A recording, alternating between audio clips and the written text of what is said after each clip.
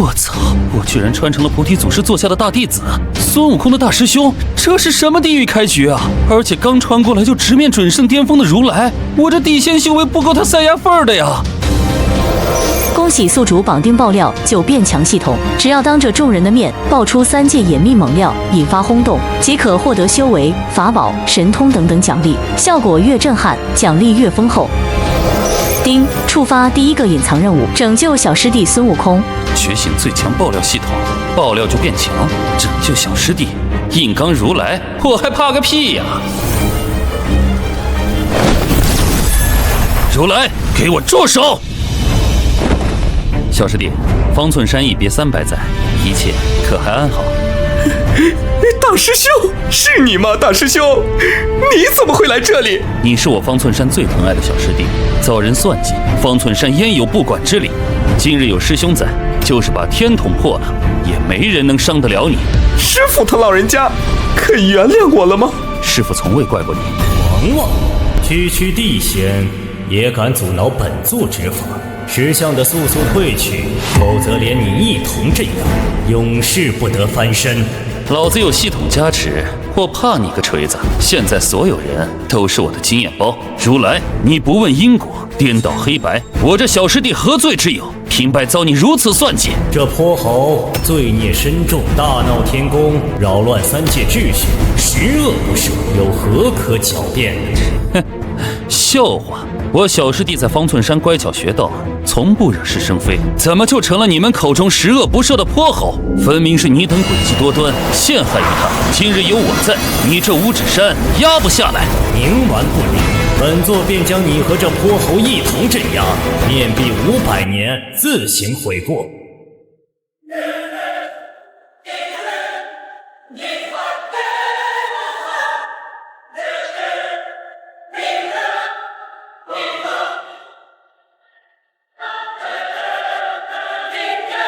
我要爆料，如来表里不一，说是镇压孙悟空，实际是想害死他，害死他，害死他！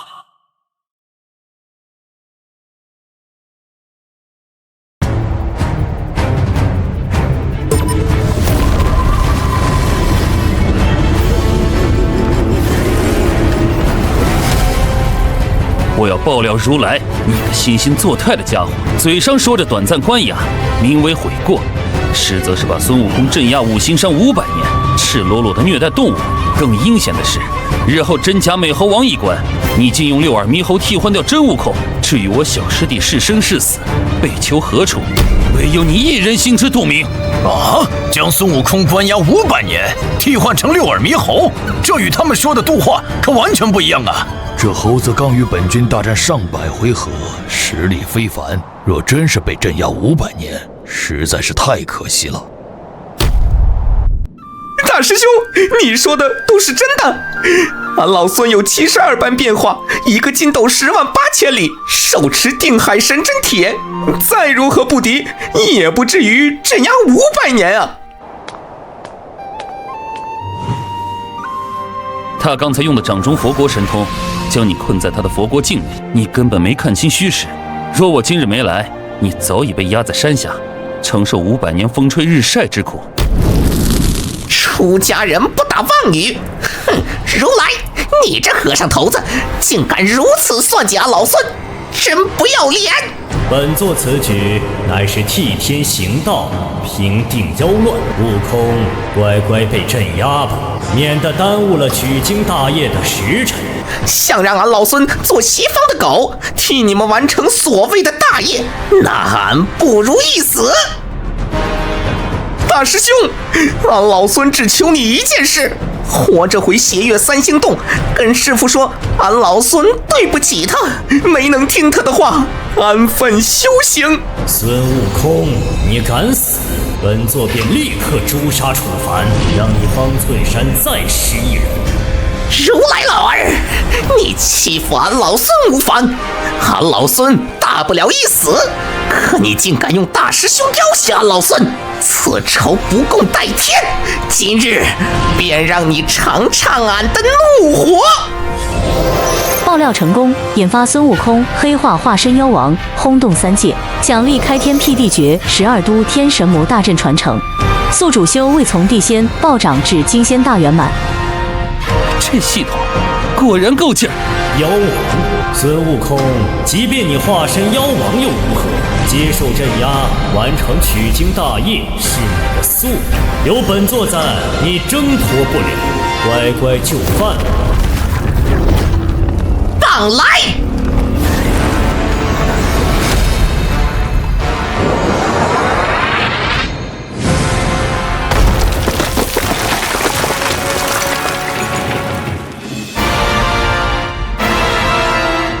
吐蕃孙猴子大闹天宫，触犯天条，你们天庭速将二人捉拿归案，格杀勿论。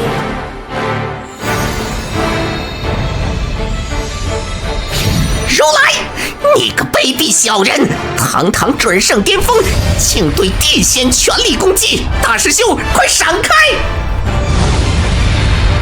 区区准圣一级，何足挂齿？朕来！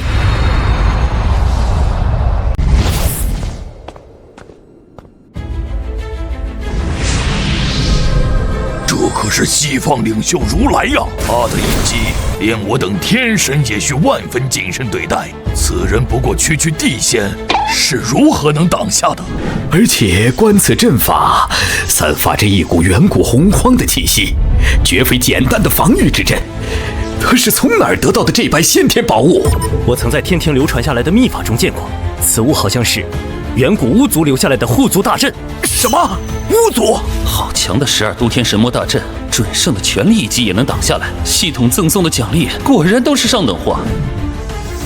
如来老儿，这是你和俺老孙的恩怨，牵连别人算什么本事？有本事和俺老孙斗上几百回合！竟然是12族的12都天神魔大阵，你和12族是什么关系？关你屁事！庶子无礼！天兵天将，速诛杀此贼！让我来。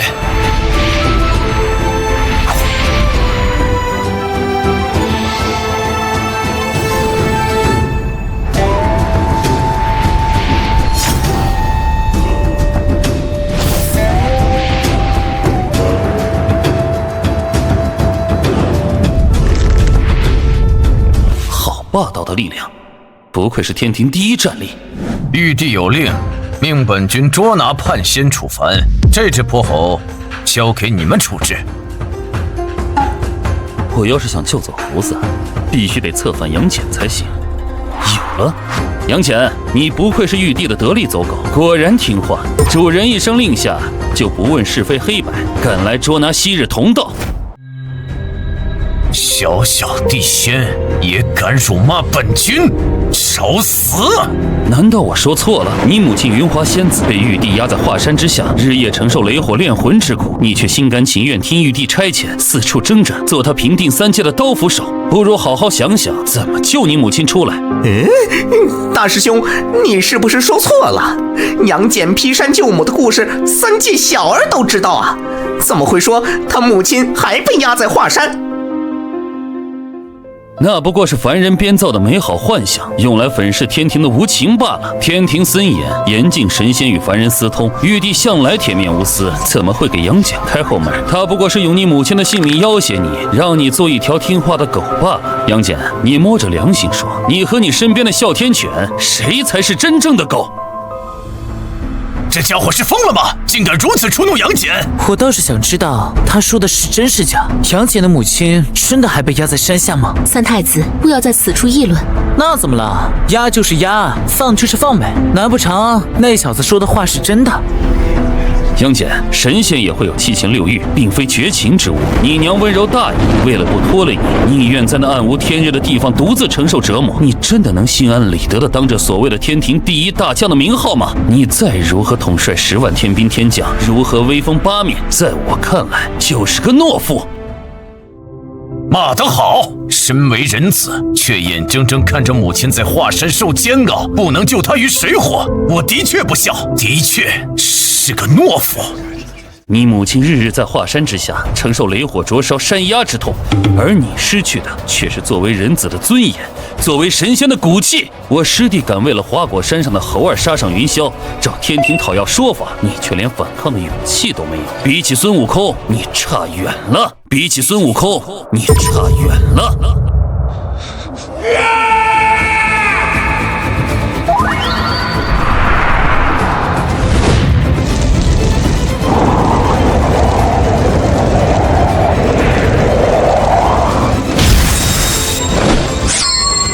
为了母亲，本君得罪3界又如何？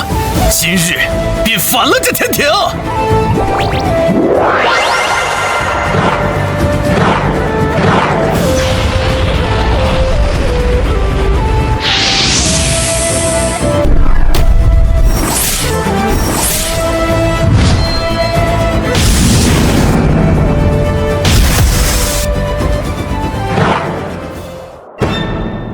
不是，这就被策反了。二郎真君糊涂呀，居然被这人几句话给蛊惑到这般程度。三太子，你快踩风火轮去拦下二郎真君。吹，我的风火轮坏了，追不了。这地仙修为不高，但其话语却字字诛心，犹如魔音附耳，断不可留，否则日后将成我佛教大患。玉帝，我需要你给我一个交代。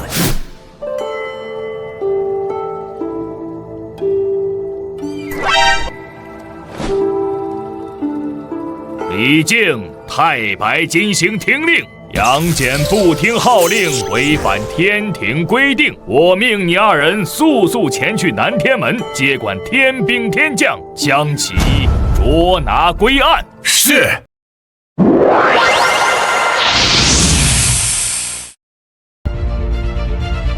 陛下真要将事态扩展到如此地步吗？佛门兴起之势不可阻挡，乃天道所为。但这楚凡不在这般大事之内，着实奇怪。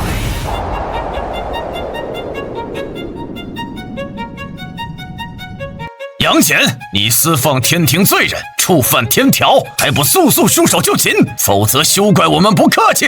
儿子，不要为了娘与整个天庭作对。娘。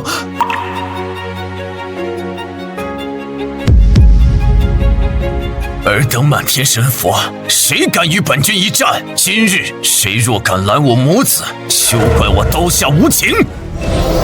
爆料成功，促使杨戬救母造反，引发天庭内乱。奖励是神枪、魔祖罗侯半生法宝、先天灵根黄钟礼。宿主修为晋升太乙金仙大圆满。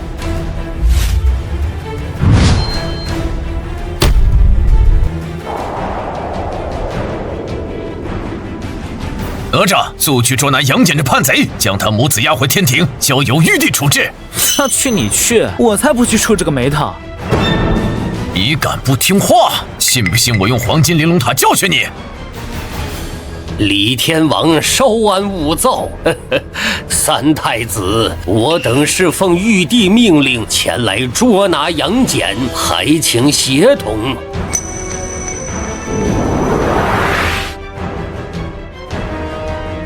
师兄，我去帮3只眼。不用，哪吒可不是来对付咱们的。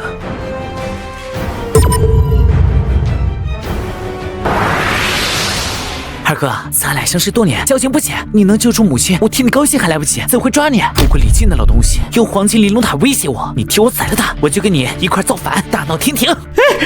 对面可是他亲爹，还有上赶着造反的。这哪吒小老弟儿性格够烈呀！哪吒的战斗力虽然比不上杨戬，但也是排名前10的猛将。刚想着用什么理由把他给收过来，没想到这小子比我还急。既然如此，那我就再给你们下一剂猛料。悟空，你不懂，哪吒与李靖的仇可谓是不共戴天。听师兄与你细细道来。师兄，这2人可是父子，血脉相连，能有什么生死大仇？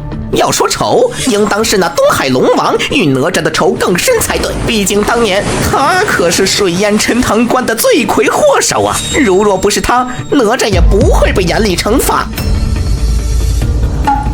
误会，都是误会。师弟，你要是这般想法，可就大错特错了。当年哪吒打死东海三太子，剔骨还父，割肉还母，虽魂飞魄散。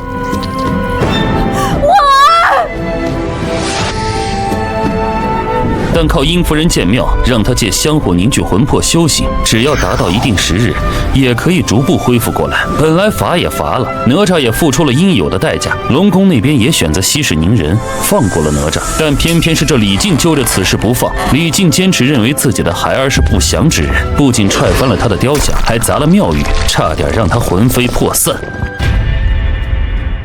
哦，我当哪吒不敬李靖，是他自己顽劣不堪，骄纵成性。原来背后隐藏着这般实情啊！既是如此，那哪吒的行为也就说得过去，李靖不冤呐。我老龙终于不用再背锅了。一派胡言，皆是一派胡言！狂口小儿，你敢挑拨我们父子二人的关系，找死！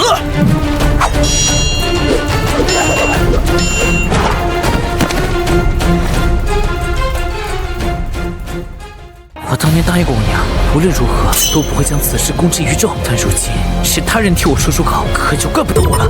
要不是师父太乙之人，就怜我为我重塑肉身，我早被你这老东西害死了。结果燃灯的老贼还劝我大度，说父子没有隔夜仇，转头就送你黄金玲珑塔，让他用来镇压我。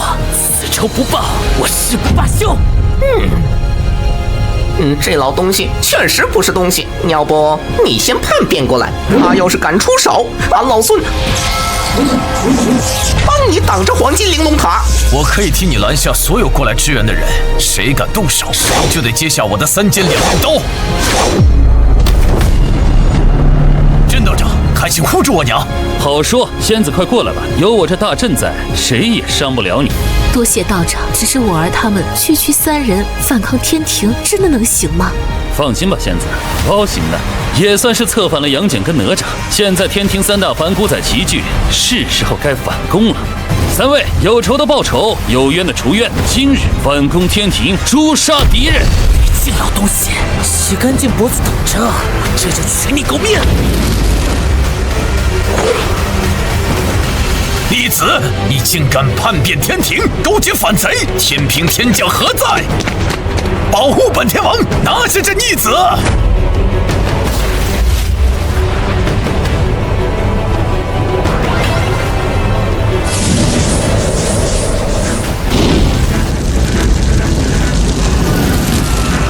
三太子，这里交给本将便是。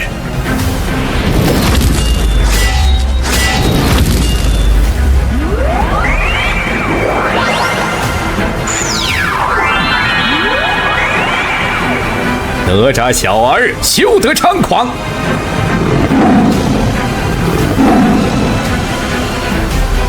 吃俺老孙一棒！嘿嘿，让俺老孙来会会你这帮秃驴！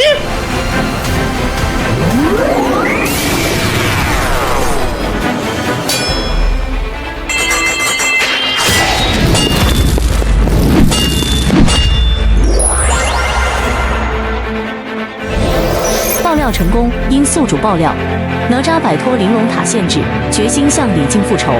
奖励先天至宝敦煌中1滴盘古精血，炼化后可觉醒古神体质，增强肉身强度，并且可召唤1次盘古虚影。我操，盘古大神，哪怕只是一道虚影，召唤出来也能硬刚如来，甚至面对元始那等圣人，也有一战之力。果然，越劲爆的料，获得的奖励越发丰富。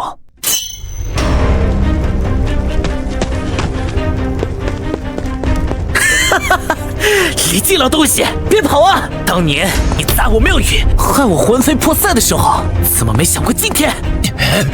逆子，你再胡来，我真的不客气了！有本事你就用黄金玲珑塔砸我，先让我带我看看，还能不能治得住我？玉帝派来3人捉拿反贼，结果2个叛变，1个被逆子追杀，这天庭到底还能不能行？天蓬卷帘，速速出动，前去捉拿杨戬、哪吒等逆贼。是。天蓬，你去干掉孙悟空。我？玉帝陛下，你确定吗？这种级别的战斗，是我们能参与的吗？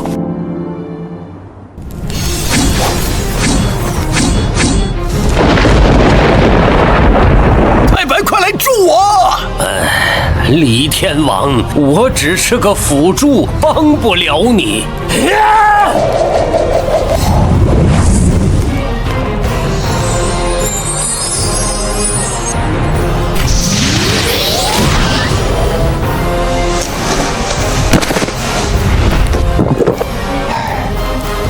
一帮没用的废物，如此浩大的声势，还收拾不了几个小辈。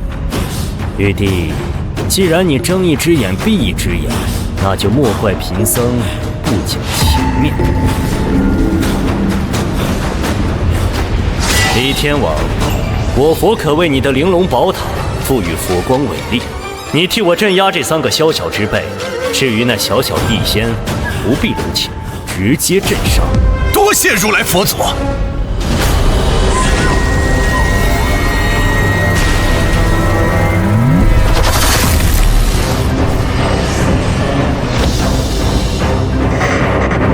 逆子哪吒，还不入塔接受封印！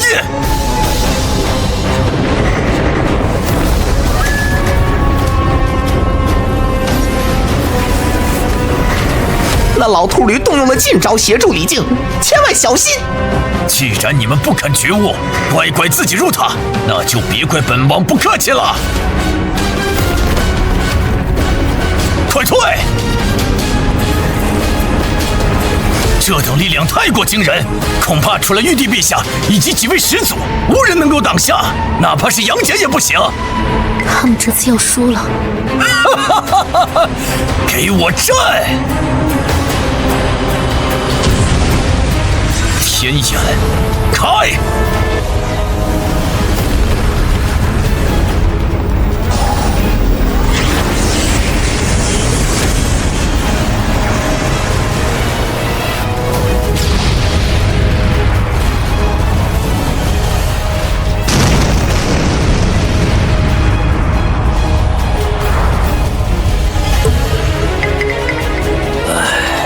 终究是输了。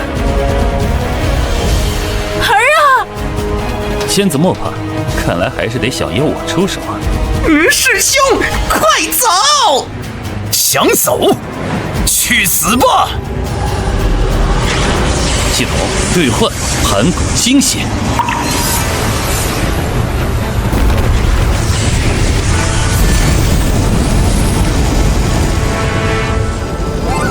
我这一拳10年功力，你可接得住？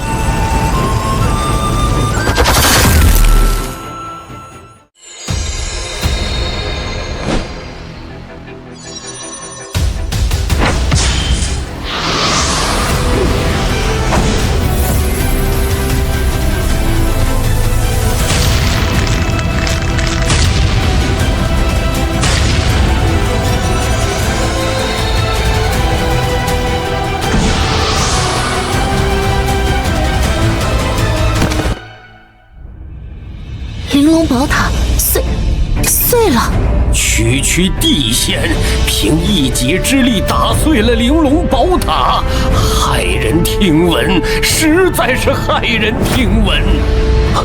那可是佛祖加持过的宝塔呀，竟然就这样碎了，这也太不可思议了。玲珑宝塔不过如此。如来，就算你在背后使阴招又如何？在我大师兄面前，你这点伎俩实在可笑。泼猴，休要猖狂！若不是本座留情，尔等方才皆已灰飞烟灭。如来老二，你少在这装大尾巴狼！你要是能拿下我们，早就出手镇压了。就像刚才，若不是我大师兄出手，我恐怕中了你的奸计，已经被压在五指山下。即便有你大师兄也无妨，现在镇压也不迟。既然你还想玩玩，那本尊便奉陪到底。我也想看看名扬3界的万佛之祖到底有何本事。楚凡此子甚是邪乎，待本座用虚妄之眼探探他的虚实。怪在本座的虚妄之眼看遍3界，上达33重天，下至9幽，没想到竟看不清此子的虚实。也罢，本座就先暂避锋芒，暗中观察。尔等皆能脱困，那与我西方因果就此了结。杨戬等人反叛，乃是天庭内部之事，本座不辩参与，就此别去。阿弥陀佛。堂堂万佛之主，竟用这般拙劣的借口逃走。西方果然都是一群道貌岸然的秃驴。你这妖猴，休要胡言！我佛慈悲，岂容你这妖猴诋毁？我觉得猴子说的对，哪吒，你说呢？哎呀！大圣，快收了神通吧！老朽看着害怕。宝塔已碎，佛祖一走，大圣此刻若能回头是岸，还有挽回的余地。回你妈个头！老太白，刚才李靖用玲珑宝塔收我们的时候，怎么没见你跳出来？现在玲珑塔碎了，你张嘴了是吧？三太子，误会误会。哪吒，你跟他废什么话？杀李靖，踏凌霄，活捉玉帝，今天就把这天给捅破！杀李靖，活捉玉帝，杀李靖！唯有踏破凌霄宝殿，方能真正掀翻这天庭。管他拧的那么多，我就要杀李靖！论专一，还得是我哪吒兄弟。杀！不是，三太子他来真的，那可是他亲生父亲，三界第一杀神，魔丸转世，陈塘关双魂花棍，你以为闹着玩的呀？众将听令，保护李天王！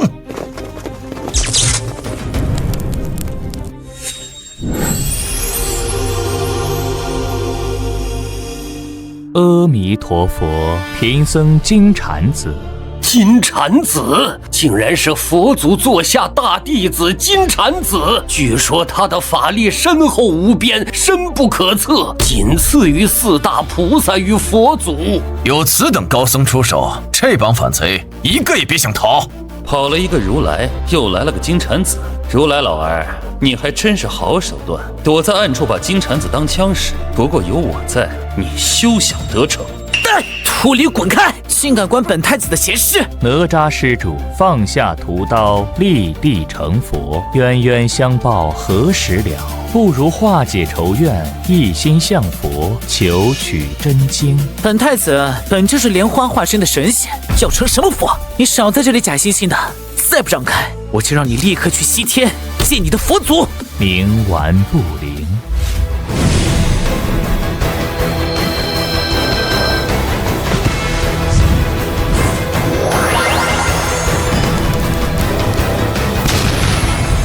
三太子不愧是三界第一杀神，就与金蝉子斗了个旗鼓相当。依贫僧看，金蝉子才是实力惊人，不愧是佛祖座下大弟子。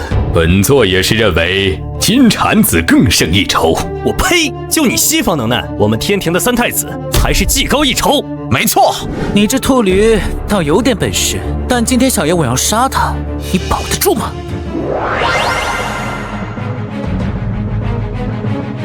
且试试我神鞭是否锋利。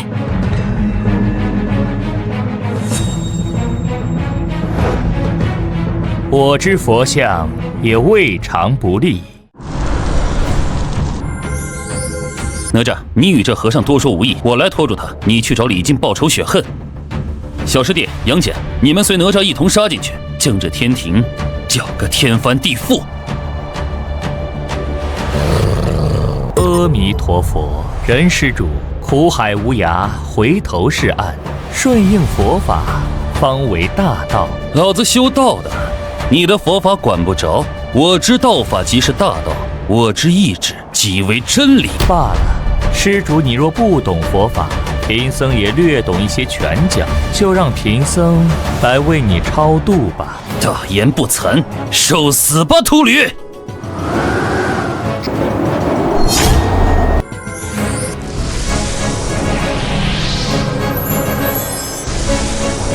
西方弟子就这点能耐，唐僧前世这么强啊！这金蝉子至少也是太乙金仙大圆满的境界，却不曾想被如来硬生生给练废了，丢到凡间轮回10世，练成手无缚鸡之力的小白脸。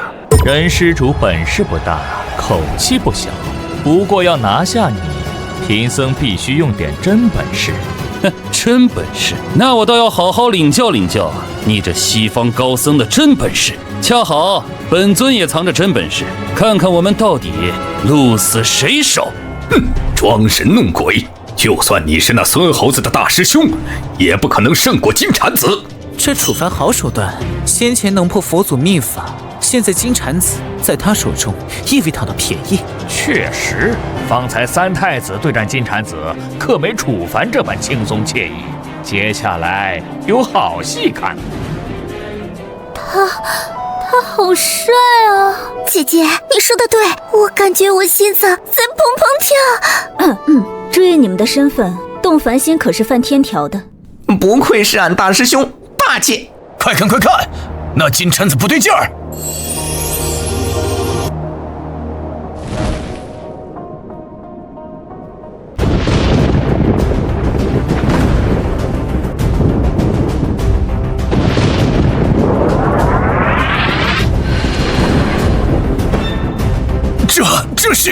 这到底是什么怪物？为何妖气冲天？唉，没想到金蝉子被楚凡逼到这个地步，竟然开启真身迎战。没想到号称极乐净土的西方里，竟藏着此等大妖，真是难以置信。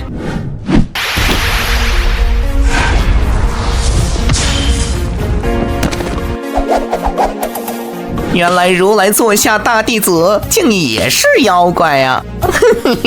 如来，这下你还有什么好说的？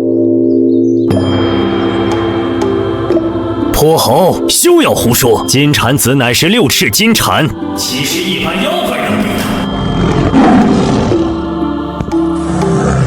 没错，金蝉子曾是3000魔神中的六翅天魔蝉，但后来被接引道人以佛法度化，早已皈依西方，归于正道。你这妖猴可千万别乱说，省得丢人现眼。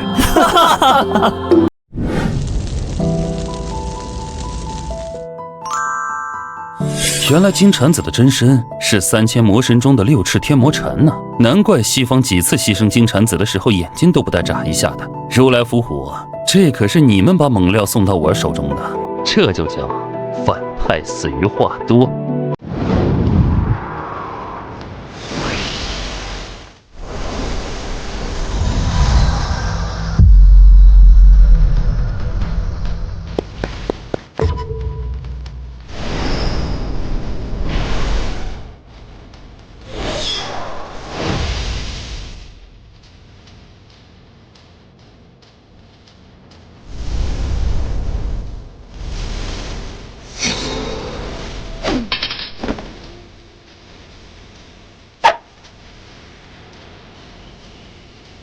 区区一个金蝉子而已，看我如何镇住他！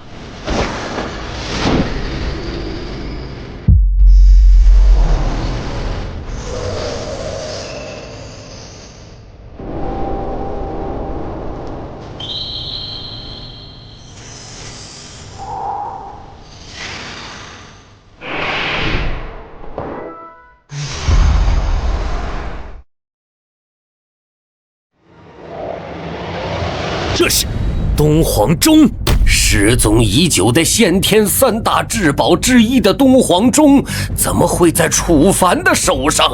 东皇钟，这可是消失数个纪元的至宝，今日竟现身于此。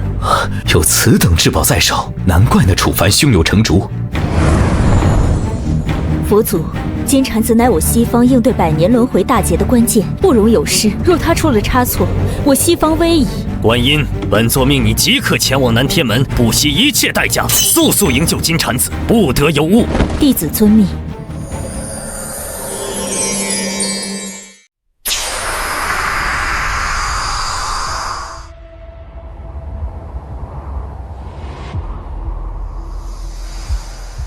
西游大计竟出现此等变数，楚凡，你真让本座感到意外。就让本座来会会你，看你究竟是何方神圣。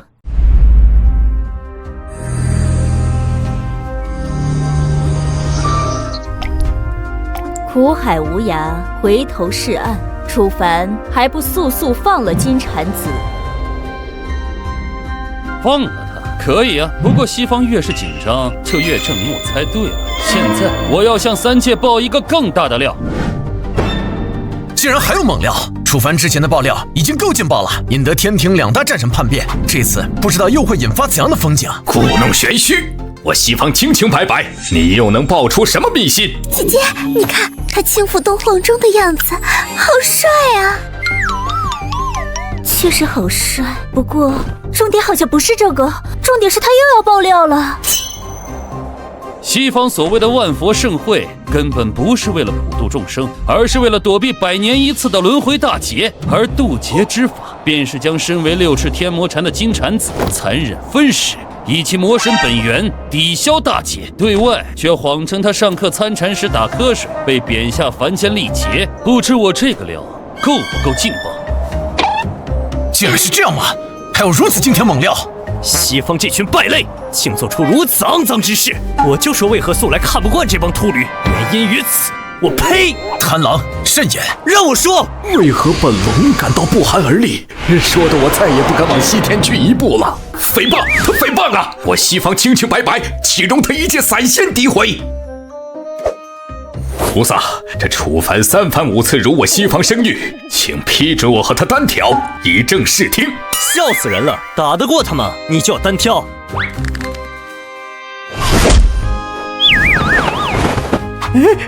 大师兄，你在开玩笑吧？这些秃驴就算再怎么假正经，也不至于吃了自己人吧？这才哪到哪儿？要不要我再悄悄给你爆一个更劲爆的料？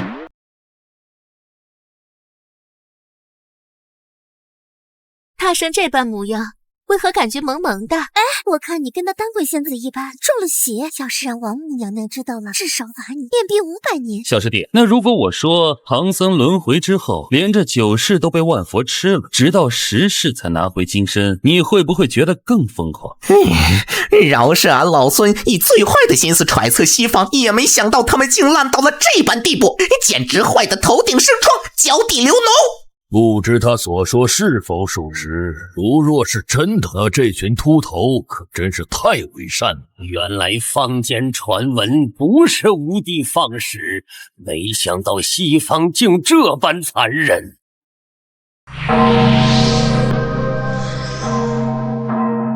菩萨，他说的是不是真的？是不是真的呀？哎，他说的没错，大劫将至，你迟早会知道的。倒不如现在告诉你。金蝉子，你修行佛法多年，难道不知道我不入地狱谁入地狱的道理？如果牺牲你一人，便可拯救西方，这何尝不是你的荣幸呢？你要不要？当初我西方世界以无上佛法禁锢6世天魔禅，辛苦了数万年才养出一个金蝉子，如今全都前功尽弃。烦了，楚凡，有你干的好事。不用客气，都是我应该做的。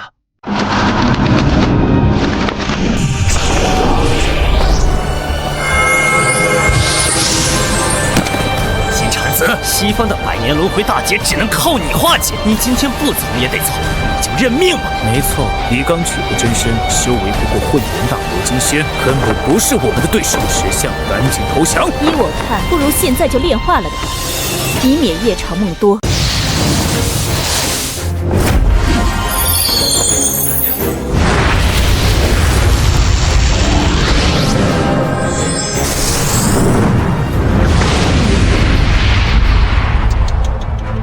一想到自己被人吃了10世，我就不寒而栗。如来割肉喂鹰也不过1次而已，可金蝉子你被吃了整整10世啊！他们不仅要吃你的肉，更是要你的命啊！都这样了，你忍得了？没想到这楚凡说的句句属实，观音菩萨方才都亲口承认了。确实不可思议，西方竟使这般手段，不太光鲜。何止是不光鲜啊！我看简直就是泯灭人性，脸都不要了。污蔑，这都是污蔑！此子满口谎话连篇，居心叵测。我西方可是清清白白的，清清白白，清清白白，吃掉金蝉子10世。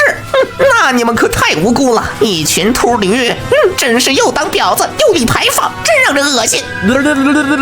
恶心！西方的伪君子们，你们欺人太甚！今日我金蝉子就算跌入魔道，也要大开杀戒，杀得你西方世界片甲不留！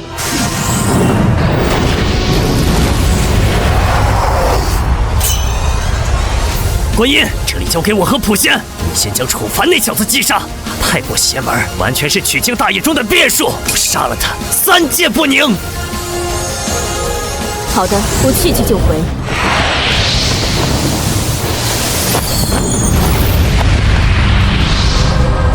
观音姐姐，你没吃饭吗？就这点力道，跟挠痒痒有什么区别？数字狂妄。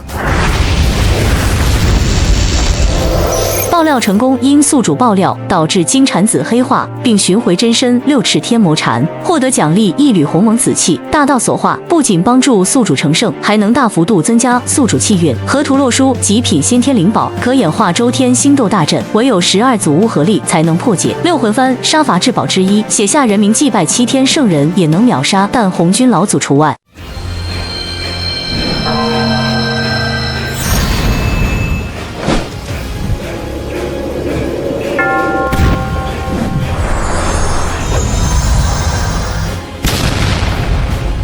杀鸡焉用牛刀，杀你根本无需6魂幡，东皇钟足矣。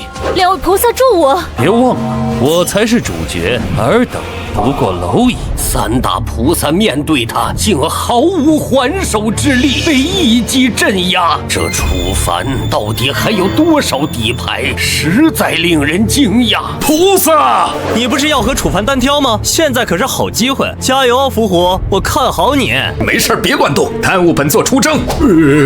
虎虎委屈，但虎虎不说。你西方果然都是一群外强中干的伪君子，3个打1个还被反杀，会不会玩啊？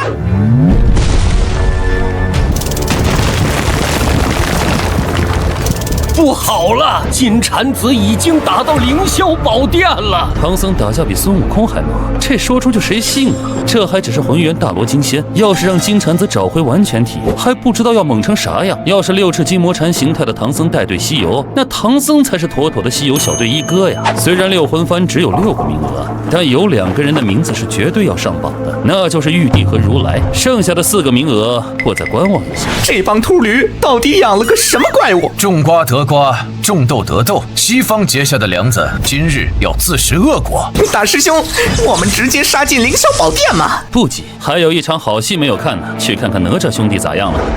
李靖，受死！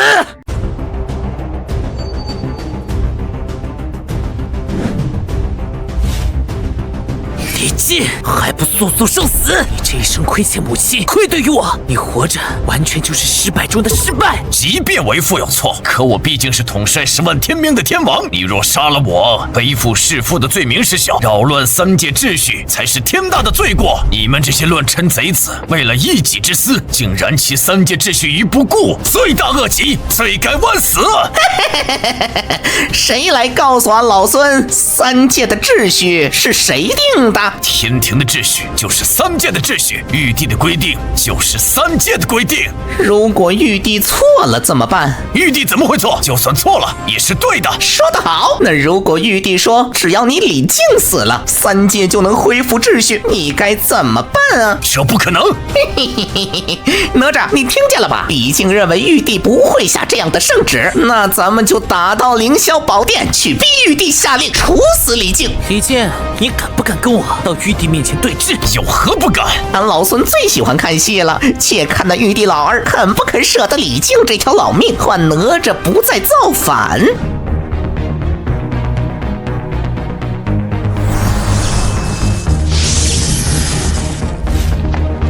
李靖，你身为天王，却连几个乱臣贼子都拿不下，但要你何用？玉帝陛下，如果只是孙悟空、哪吒和杨戬造反，天庭还有不少强力打手，足够抵挡他们3个。但最邪门的就是那个楚凡，他手里不仅有噬神枪，还有先天3大至宝之一的东皇钟，那可是连观音文书和普贤都能困住的极品宝物。10万天兵天将一起上，恐怕都只有覆灭的份儿。玉帝老儿，俺老孙跟你打个商量如何？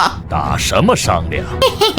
这个饭我们决定不造了。大圣能有此觉悟，真是让老朽感到意外呀！你且放心，老朽一定说服陛下，争取对你们几个宽大处理，放下屠刀，立地成佛。孙猴子，你倒是颇有慧根，难怪佛祖非要保举你皈依我西方。大圣这就投了，好戏我还没看够呢。大圣应该有他自己的打算吧？哼，虽然尔等痛改前非，但大闹天宫之罪却是死罪可免，活罪难逃。否则让三界众生如何能对天庭产生敬畏之心？俺老孙还没说完呢，也不知道你得意个啥。俺老孙的意思是让咱们几个不造反可以，但有个条件。什么条件？宰了李靖。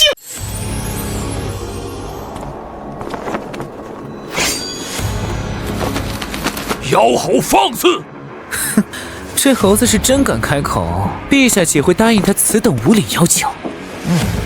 我看未必。如今反骨仔的队伍越来越壮大，若是再任他们放肆下去，恐怕多生事端呀。玉帝，这妖猴包藏祸心，本座早已洞悉，当务之急是速速将他拿下，以免再生祸端呐。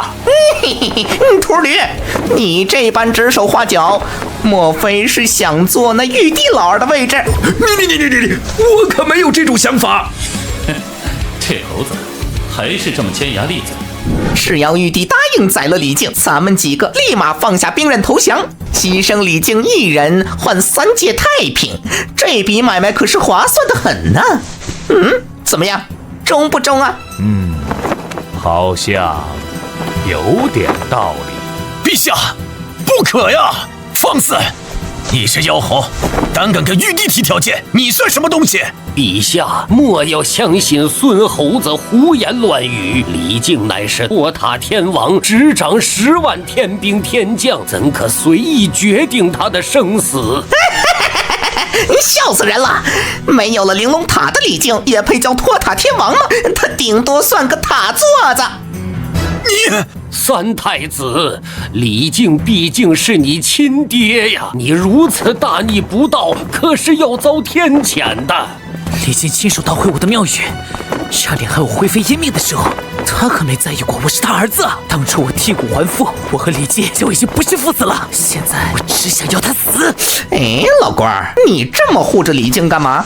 李靖没了，留下个天王的位子让你来做多好啊！做神仙哪儿都好，就是赖着不死最讨人厌，老占着茅坑不拉屎。你们让下面的人怎么上位呀？冤枉啊，李天王！老朽可从来没有想过取代你呀，都是这泼猴胡说八道。你不这么想，别的神仙可就不一定喽。李靖能坐上托塔天王的位置，全靠哪吒在封神之战的赫赫战功。如今失去黄金玲珑塔的李靖，留着也无用。如果能用一个废物换天庭太平，倒也无可厚非。可要废掉李靖，得有个顺理成章的理由才行。李靖教子无方，办事不力，我们几个反贼都打到凌霄宝殿上来了，他却无能为力，躲在陛下背后。这般懦弱无能之辈，岂能继续留在天庭？玉帝，你说是不是？来人，李靖教子无方，办事不力，朕甚是不悦，将李靖押去斩仙台处死。我说什么来着？你们一个个的都不信我。陛下，此举恐有不妥呀！陛下，三思啊！陛下，臣罪不至死啊！俺老孙可记得，你炷香之前，你说过玉帝绝不会有错，对的也是对，错的也是对。怎么落在你自己身上，这些话就不算数了吗？玉帝乃是三界至尊，说你行你就行，不行也得行。你们，我李靖给玉帝办了一辈子差事，没想到说舍弃就舍弃，果然伴君如伴虎啊！慢着，处理李靖这种事，让我来，谁都不许动手。哪吒，干啥呢？是不是忘了流程了？让俺老孙来吧，这流程俺老孙熟，早已经轻车熟路了。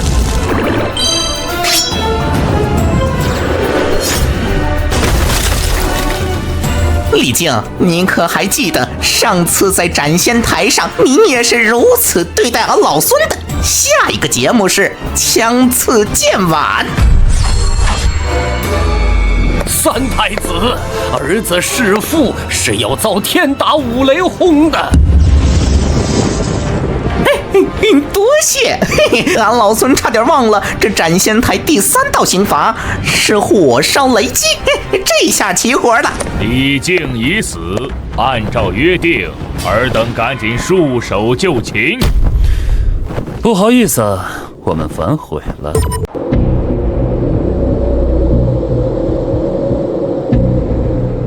你们为什么不讲信用？为什么？我乃反贼也，跟你讲什么信用？大师兄，你跟他废什么话？让俺老孙来一棒子打死他！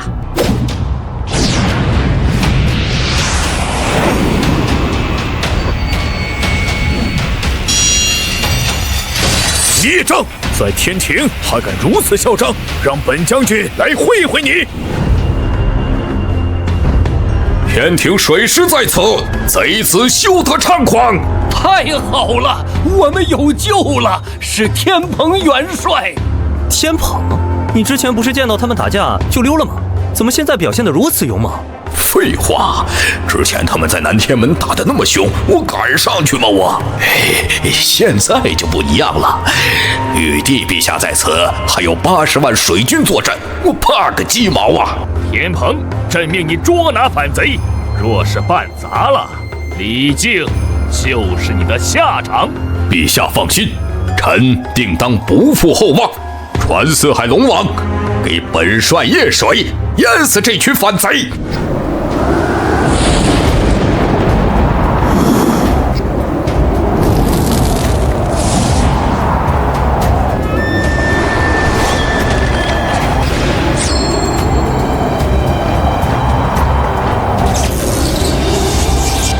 很好，西游小队都到齐了，那我就要开始发挥真正的实力了，让这些神仙见识一下我嘴遁的厉害。给我闪开！我要爆料，我要举报西海的小白龙敖烈打碎了玉帝赐给西海龙王的夜明珠，但西海龙王打算隐瞒不报。启禀陛下，老臣冤枉啊！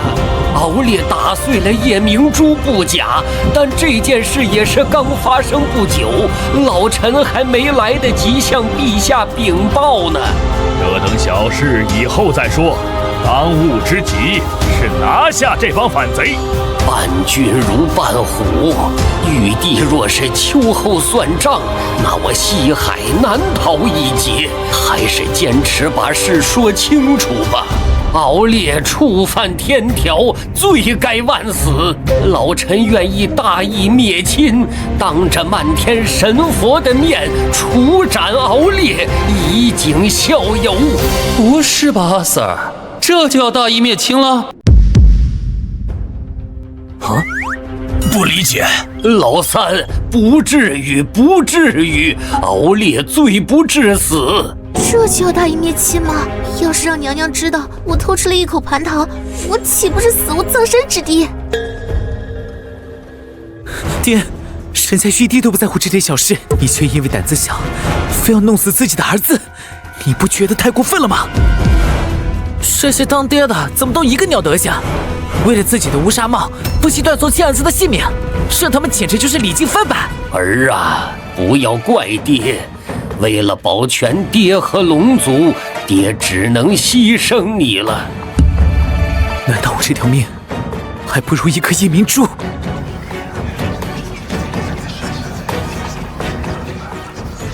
你那个好歹还是值点钱的夜明珠，沙僧打碎的那个说好听点叫琉璃盏，说不好听点就是个破玻璃杯，值几个钱啊？就要被打入流沙河受万箭穿心。要说冤，他可比你冤多了。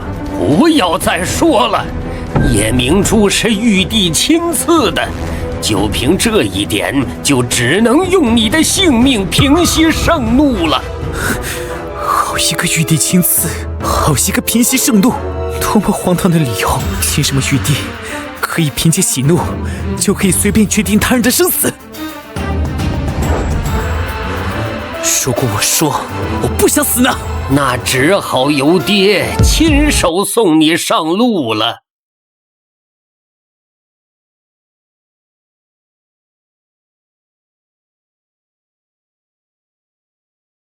你和李靖一个德行，我呸！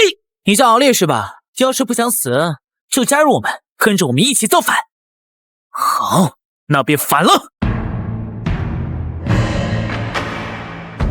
为了一颗破珠子，就要将亲生儿子交给天庭处置。今天我必亲手报仇！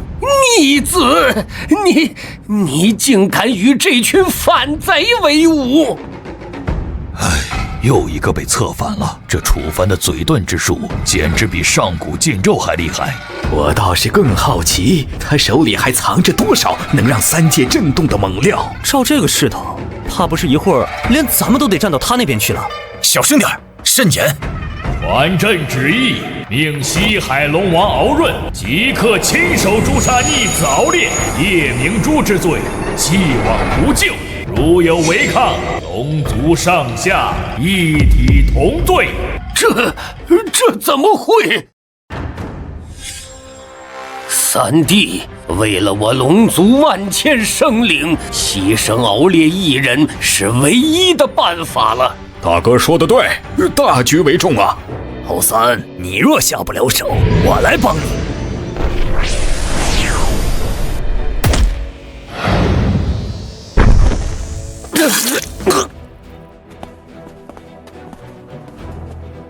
烈儿，是为父对不住你。敖烈，你一人之命可保全族平安，你难道要眼睁睁看着所有族人因你而万劫不复吗？这就是我的亲人，我的族人。你贼，去死吧！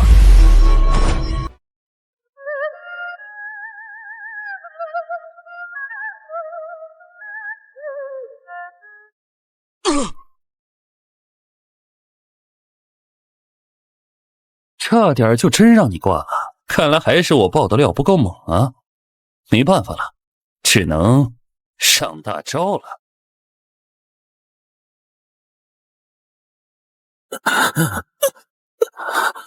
为了龙族，我情愿赴死。你快走吧！反贼，你听到了吗？这是我儿自己的选择。你若真为他好，就不要再插手，不要害了我们整个龙族。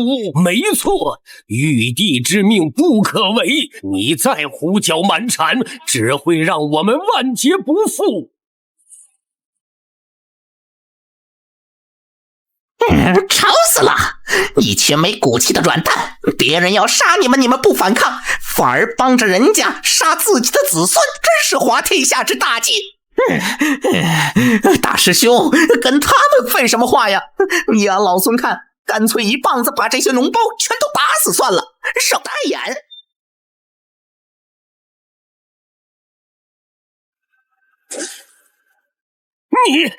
你敢？我们乃是天庭正神。正神？俺老孙打的就是天庭。悟空，稍安勿躁。你要是把他们一棒子都打死了，我的系统任务奖励找谁要去啊？经验值还怎么赚啊？泾河龙王可在人群之中？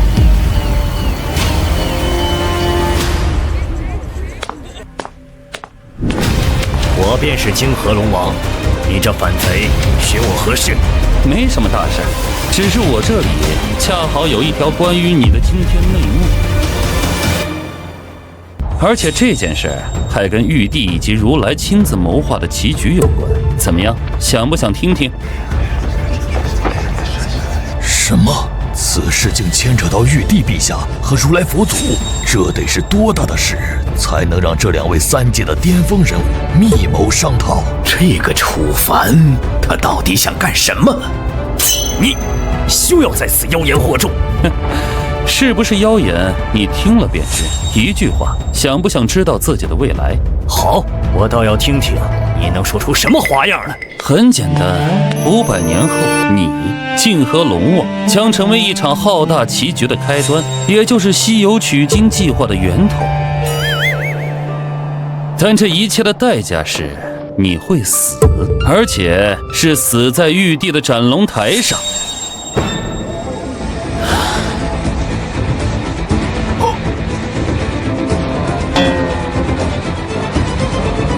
好大的手笔！西游一事，竟连龙族都被算计其中。玉帝与如来佛祖亲自谋划，这西游到底要取的是什么经？一派胡言！这反贼巧舌如簧，又想诋毁我西方清誉。话是这么说，可迄今为止，这楚凡爆出的猛料，哪一件不是真的？有道理。大师兄，你就别卖关子了，快跟俺老孙说说，这老龙王到底是怎么死的？他死了又跟取经有什么关系啊？别急，想知道你怎么死，就得先知道你死后发生了什么。500年后，人间大唐有个皇帝，名叫李世民。这西游取经正是由他发起，而金蝉子的转世唐僧正是李世民的结拜兄弟。但你们可知他为何要派唐僧不远万里去西天取经呢？那是因为他被泾河龙王你的鬼魂天天堵在门口索命，吓破了胆子。李世民被你这冤魂折磨得夜不能寐，只好请和尚来做法事。可惜呀，小乘佛法治得了人，治不了心病。无奈之下，他才下定决心，派人去西天求取能普度众生、超度亡魂的大乘佛法。至于你这堂堂正神的龙王为何会变成索命的鬼魂，那恐怕就得问问我们的玉皇大帝了。这反贼他怎么会知道我们的计划？知道的如此详细。上仙救我！我不想死啊！求您告诉我究竟是怎么死的，犯了什么天条，竟要落得如此下场？哎，是啊，泾河龙王虽非四海龙王，却也执掌一方水域，怎么说斩就斩呢？私改语数的确是重罪，但若有隐情，也并非没有转圜余地。此事必不简单啊！你的死说来简单，也说来冤枉。玉帝给你的圣旨是让你在某日某时降雨3尺3寸48点，而你只因与凡人术士袁守诚的一场赌局，便私自改了时辰，克扣了点数。但你这么做不光是为了赌一口气，更是因为那袁守诚屡屡泄露天机，将你泾河水族的动向告知于民，他们依言下网，百发百中。长此以往，你泾河万千水族将被屠戮殆尽，偌大水域终将变成一条死河。你为护自己子民，才出此下策。可笑的是，袁守诚泄露天机，玉帝不管；凡间渔民肆意杀戮如来不问，到头来只有你这个想保护族人、守护一方生灵的泾河龙王被推上了斩龙台。你说你冤不冤？冤，我冤呐！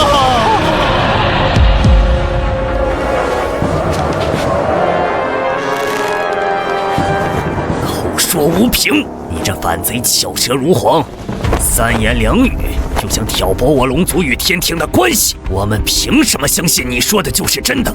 妖言惑众！佛祖慈悲为怀，岂会做此等草菅龙命之事？分明是这反贼在蓄意污蔑。此人屡次爆出密文，虽言语狂悖，却每每应验。此事恐怕并非空穴来风。吵什么吵啊？是真是假，直接问问那西天的老儿不就知道了？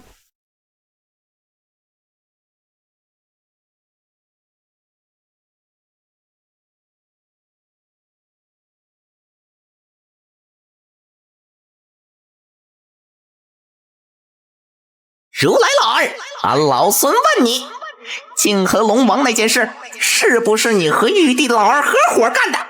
你可是西方的头头，出家人不打诳语的规矩还是你定的。你要是敢当着3界的面撒个谎，以后看谁还信你们西方。不错，